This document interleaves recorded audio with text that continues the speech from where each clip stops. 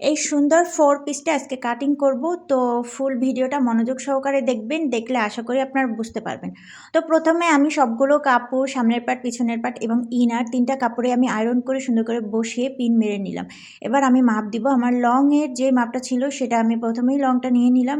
এই 3 পিসগুলোতে লং যেটা থাকে সেটা দিয়ে দিলেই মানে পুরো লংটা দিয়ে দিলেই সুন্দর হয়, কারণ সামনে কাজ থাকে, পিছনে কাজ থাকে, গলায় কাজ থাকে। তো পুরো লংটা দিয়ে দিলে কিন্তু পুরো কাজটাই দেখা যায়, জামাটার কিন্তু দেখতে খুবই বেশি ভালো লাগে। তো প্রথমে আমি লংটা নিয়ে তারপরে কাঁধ নিলাম, কাঁধ নিয়ে দেন আমি আর্ম হোলের দাগ দিলাম এবং বডির দাগ দিলাম। তো এই দাগগুলো যদি একসাথেই মেপে নিয়ে তারপরে দিয়ে দেওয়া যায় তাহলে কিন্তু খুব সুন্দর হয়, কাজ কিন্তু করতে অনেক বেশি ইজি হয়। তো এ পর্যায়ে আমি কিন্তু এখন বডির মাপ নেব। বডির মাপ যার যার মাপ অনুযায়ী যেটা আর কি সেটা। তো আমি প্রথমে বডির মাপটা নিয়ে নিলাম, তারপর কোমর, তারপরে মাজা। এই 3টা মাপ কিন্তু খুব বেশি গুরুত্ব দিতে হবে মাপার সময় এবং সেলাইয়ের সময়, কারণ এই মাপগুলো যদি সঠিক হয় তাহলে জামাটা পরার পর ফিটিংটা কিন্তু খুব বেশি ভালো আসে। আর যদি এই মাপগুলো কোনো একটা লুজ হয় বা কোনো একটা বেশি টাইট হয় তাহলে কিন্তু জামা পরার পর দেখতে একদম ভালো লাগে না। আর জামা পরার পর ফিটিং সুন্দর না আসলে নিজের কাছেও কিন্তু ভালো লাগে না। তো আমি এখন ঘেরের মাপটা নিয়ে নিলাম। ঘের ও কাপড়ে যেটা ছিল সেটাই আমি নিয়ে নিলাম পুরাটাই। জাস্ট আমি শেপ করার জন্য শেপ কাটা দিয়ে দাগ দিয়ে নিলাম। এরপরে আমি নিয়ে নিব গলার মাপ। গলাটা আমি এখানে শুধু পিছনের পাটটাই নিব, আর সামনের পাটটা আমি আলাদা করে নিব, কারণ পিছনের পাট আর সামনের পাটের গলা কিন্তু আলাদা। তো এখানে পিছনের পাটের গলাটা একটু ডিজাইন হবে, তো সেজন্য আমি প্রথমে গোল গলা করে কাটিং করে নিব। এরপরে সেই গোল গলার সাথে আমি ডিজাইনটা অ্যাড করব। তো সেজন্য আমি প্রথমে গোলটা কেটে নিলাম। গোলটা কেটে নিয়ে তারপর আমি সামনের পাট এবং পিছনের পাট পুরোটাই মানে কাটিং করে নিব। কাটিং করে তারপরে আমি ডিজাইনটা করব।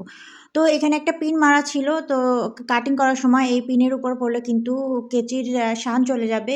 তো সেজন্য পিন যেগুলো মারা থাকবে সেগুলো কিন্তু কাটিং করার সময় আগেই খুলে নিয়ে, সবগুলো না, যখন যেটা দরকার সেটা করে খুলে নিয়ে তারপর কাটিংটা করতে হবে। তো এই যে এখানে আমি কাটিংটা করে নিলাম। এরপর আমি নিচে গিয়ে নিচের যেই একটা পিন মারা ছিল সেটাও খুলে তারপরে নিচের ঘের থেকে উপরের কাটিংটা করলাম। তো এভাবে করে কাটিং করলে মানে কাটিংটা কিন্তু সুন্দর হয় আর কাপড়টা একদম নড়ে চড়ে যায় না। তো এই যে আমি এখন সাইডের যেই ফিটিংয়ের যে অংশটা সেটা সুন্দর করে কাটিং করে তারপরে এখানে আমি 3টা কাটমার্ক দিয়ে দিব। এই কাটমার্কগুলো কিন্তু দেওয়া খুবই জরুরি, কারণ যখন আমি সেলাই করব, সেলাই করার সময় এটা কিন্তু নড়ে যাবে। সেলাইটা কাপড়টা একটা উপরে একটা নিচে এরকম হয়ে যাবে।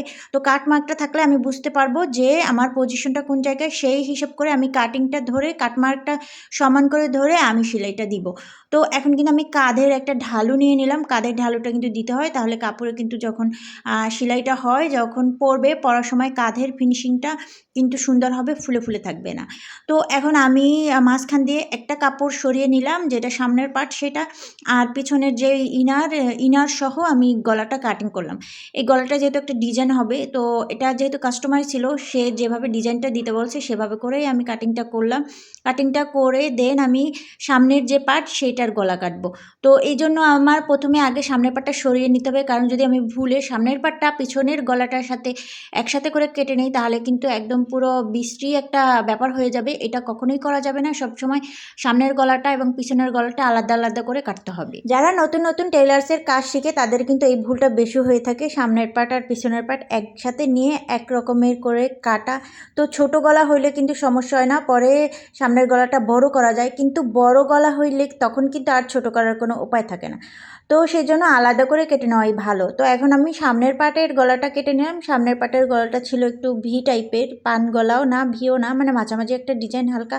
তো সেরকম করে দিলাম। আর এখন আমি এই যে তালপাট কেটে নিচ্ছি। জামার কিন্তু তালপাট কাটলে জামার ফিটিং সুন্দর হয়। তো যারা যারা জানেন তারা তো জানেন, আর যারা জানেন না তারা সবসময় জামা কাটিং করলে সামনের পাটে তালপাট কেটে নেবেন।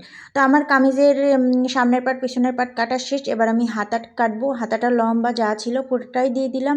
আর হাতায় কাপড় খুবই কম ছিল, যার কারণে আমাদের হাতার নিচের যে আর্ম হোলের জায়গাটা কিন্তু জোড়া পড়বে, আর জোড়ার কাপড়টাও কিন্তু খুব বেশি হবে না। এখানে যা ছিল কাপড়, যে কাপড়টা আমি কাটিং করব জাস্ট ওই কাপড়টাই আমি নিচে লাগিয়ে জোড়াটা দিয়ে দিব, না হলে আর্ম হোলের জায়গাটা কিন্তু হবে না। জোড়া না দিলে কোনোভাবেই কিন্তু হবে না।